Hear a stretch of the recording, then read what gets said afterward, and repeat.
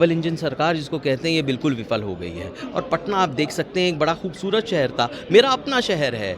यहाँ मेरी दादी भी यहीं की है, जो पहले यहाँ पर मंत्री भी थी, एमएलए भी थी, और नाना जी भी यहीं से हैं, बाबू जगजीवन राम। तो मेरा एक पारिवारिक संबंध बहुत पहले से है। बड़ा खूबसूरत शहर था, लेकिन क्या कर दिया इस डबल इंजन सरकार ने।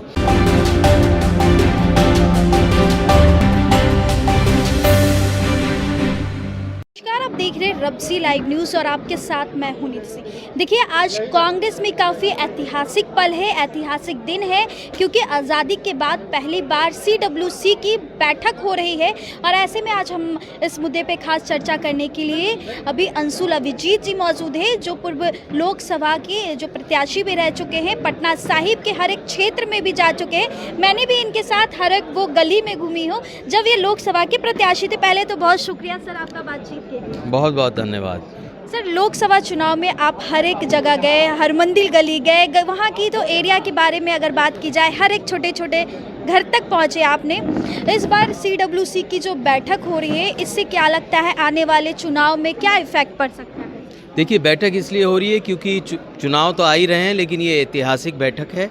और यहाँ पर हम एक तरह से यहाँ की जनता को, और सियासत में हैं तो जो राजनीतिक प्रणाली है, हम याद दिलाना चाहते हैं कि जो हमने वोटर अधिकार यात्रा निकाली थी राहुल जी के नेतृत्व में, और जहां पूरा गठबंधन हमारे साथ था, वो मुद्दा क्या था, वो अहम मुद्दा क्या था? वो ये था कि हमारी जो लोकतांत्रिक प्रणाली है उसमें वोट छीने जा रहे हैं। किस तरह से? क्योंकि ये सरकार जितनी भी संस्थाएं हैं, इदारे हैं, उन पे कब्जा कर चुकी है।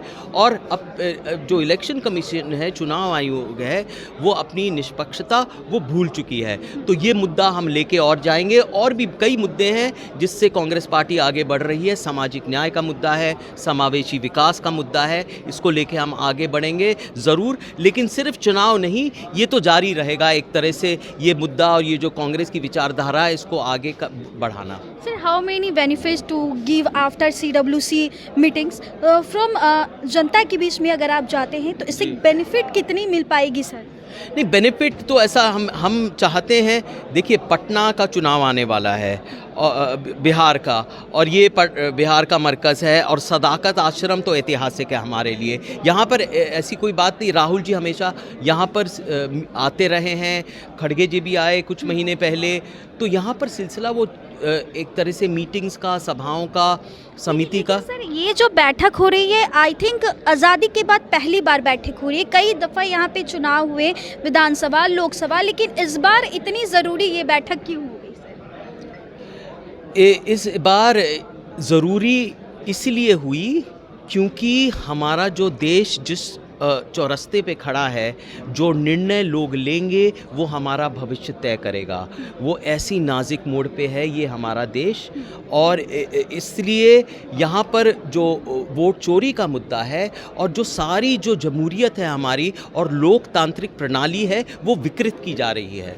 देखिए, लोकतंत्र में सबसे कीमती चीज़ क्या होती है? वो आपका वोट होता है। वोट आपका अधिकार है। उससे आप चुनते हैं कि हमारे ऊपर हुकूमत कौन करेगा, राजगद्दी पे कौन बैठेगा, वो आप तय करते हैं, वो आवाम तय करती है। लेकिन आप उसको छीन लेंगे तो फिर क्या बचेगा यहाँ पर? देखिए, ये पूरी संसार में जो हमारा जो आदर होता है, वो हमारे लोकतंत्र की वजह से होता है।